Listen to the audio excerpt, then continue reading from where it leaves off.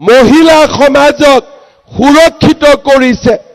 আজি বিনামূলীয়া চাউল যদি নাপালোহেঁতেন, ঘৰৰ পৰা 800 টকা মাহত খৰচ হ'লহেঁতেন। অৰুণোদয় আঁচনি নাপালে 1250 টকা বেলেগৰ ঘৰৰ পৰা বিপদৰ সময়ত খুজিবলগীয়া হ'লহেঁতেন।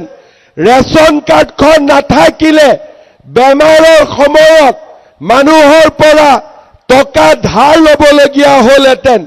কলেজত এডমিশ্যনৰ পইচা মোৰ স্বামীয়ে কাৰোবাৰ পৰা সুদত ধাৰ কৰি ল'বলগীয়া হ'লহেঁতেন।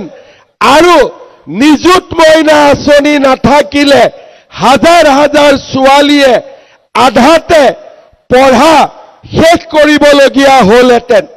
আজি স্বাধীনতাৰ পিছত অসমত এইখনেই প্ৰথম চৰকাৰ, যিখন চৰকাৰে মহিলাসকলৰ উন্নতিৰ বাবে এটাৰ পিছত এটাকৈ কাম কৰি গৈ আছে।